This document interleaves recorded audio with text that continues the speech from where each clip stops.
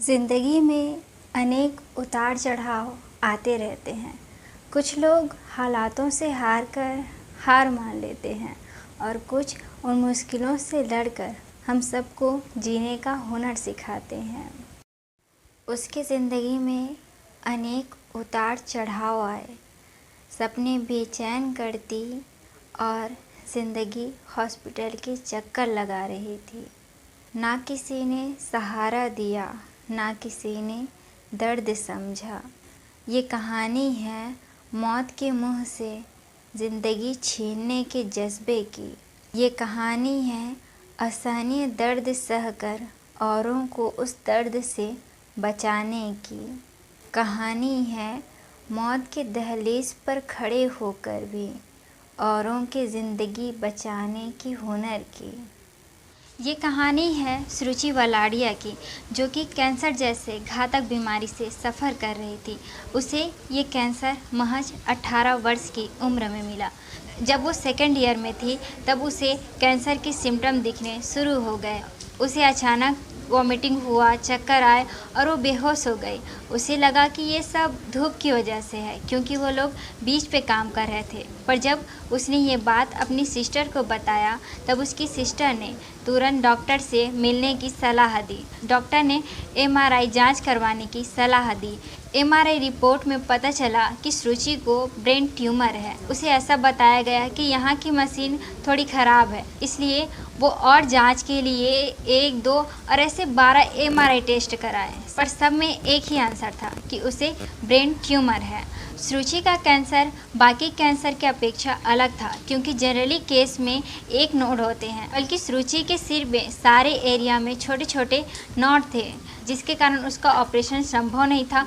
और इसी की वजह से डॉक्टर उसे कहते थे कि आपकी ज़िंदगी 6 महीने से ज़्यादा की नहीं है। जब घर वालों और सुरुचि को पता चला तो वो जल्द से जल्द इलाज में लग गए। उसे इस बीमारी के दौरान 30 कीमो और 36 रेडियोथेरेपी से गुजरना पड़ा, और ये इतने एक्सट्रीम लेवल पर कंटिन्यू दिया जाता था कि सुरुचि की बॉडी इसे बिल्कुल एक्सेप्ट नहीं कर पा रही थी। वो बहुत वीक हो गई थी, उसका इम्यून सिस्टम बहुत डाउन हो गया था।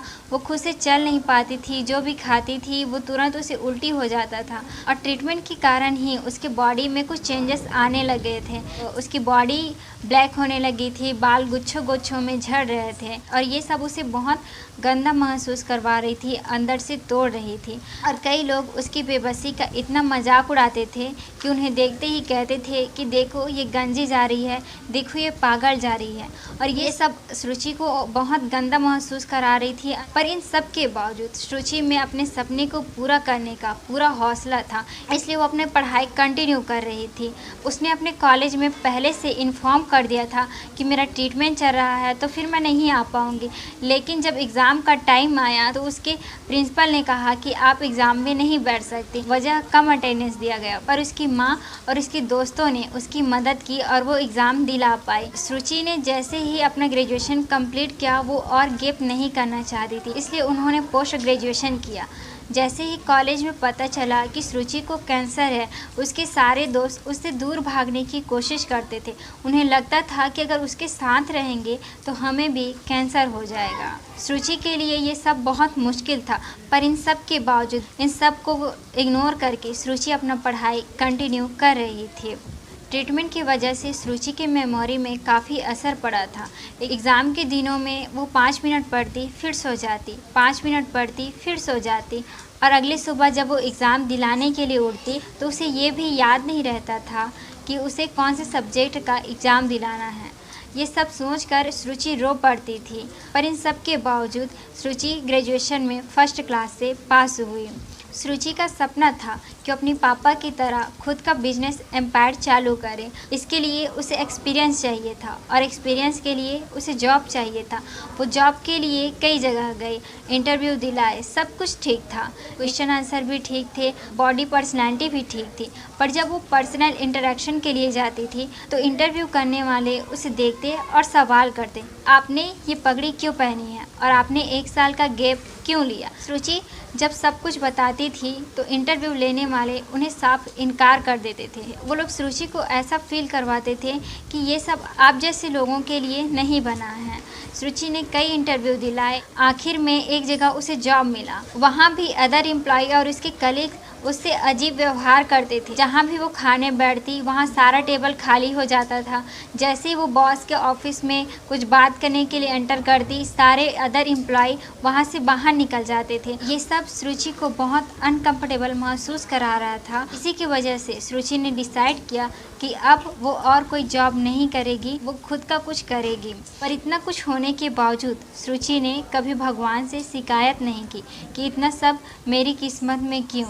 उसने कैंसर होने की वजह ढूंढने की कोशिश की। उसे पता चला कि जो आसपास का दूषित वातावरण है उसकी वजह से सबसे ज़्यादा हम लोग बीमारी से सफ़र करते हैं। कैंसर एक ऐसी बीमारी है जिसका इलाज बहुत महंगा है। लोअर या मिडिल क्लास के लोग इसके कॉस्ट को अफोर्ड नहीं कर पाएंगे, इसलिए उन्होंने पेड़ लगाने का सोचा। उसे लगा कि पेड़ ही एकमात्र ऐसा साधन है जिससे हमारी ज़िंदगी बच सकती है, क्योंकि वो हमें ऑक्सीजन देती है। उसने सबसे पहले अपने सोसाइटी में घर घर जाकर खुद से पेड़ लगाया, लोगों को जागरूक किया कि पेड़ लगाना क्यों ज़रूरी है। वो आसपास के स्कूलों में और फैक्ट्री वाले जगह पे पेड़ लगाया। सुरुचि चाहती है कि जिस दर्द से वो गुजरी है ऐसे दर्द से कोई न गुजरे, इसलिए वो लगातार पेड़ लगा रही है। आज भी हर 3 महीने में उसका MRI जांच होता है और MRI रिपोर्ट को देखकर डॉक्टर उसे आज भी यही कहते हैं कि आपकी ज़िंदगी की कोई गारंटी नहीं है, आप आज हो कल रहोगे कि नहीं इसकी कोई गारंटी नहीं है। ये सब जानकर भी सुरुचि अपने हर दिन को एक अवसर मानकर जोश उमंग से जीती है और हर दिन पेड़ लगाने का कार्य करती है। यहाँ तक कि सुरुचि आज भी ऐसे दर्द से रोज़ गुजरती है, इतनी सारी दवाइयाँ खाती है, पर उसकी उम्मीद, उसका हौसला कभी कम नहीं हुआ और उसके ज़िंदगी के प्रति जो पॉजिटिव नज़रिया है वो हमेशा बरकरार रहा। 8 साल में सुरुचि ने लगभग 42,000 से ज़्यादा पेड़ लगाकर पर्यावरण की सुरक्षा की है। वो ये कहती है कि मैं जब तक जिंदा रहूँगी तब तक मैं ये काम करती रहूँगी और मैं मरकर भी लोगों के सांसों में जिंदा रहूँगी। सुरुचि की कहानी हमें बहुत प्रेरणा देती है। हम नमन करते हैं ऐसे हौसले को जो अपने ज़िंदगी की परवाह छोड़ दूसरों को ज़िंदगी देने के प्रयास में लगातार लगी हुई है। इस रुचि के हौसले और पॉजिटिव सोच का ही नतीजा है कि उसने डॉक्टर के दावे को भी झूठा साबित कर दिया। जहां डॉक्टर ने कहा था कि आपके पास सिर्फ 6 महीने हैं, इस बात को कहे हुए उन्हें 8 साल हो गए। और अंत में बस यही कहना चाहूँगी कि बीमारियाँ इलाज से बड़ी नहीं होती, दवाइयों से नहीं, उम्मीदों से ज़िंदगी बचती है। क्या शिकायत करना उस खुदा से जिसने इतनी अनमोल ज़िंदगी दे दी। हाँ, मुश्किलें दी है कुछ मेरे हिस्से में, पर वो हौसला देता रहा मुझे हर डगर पर।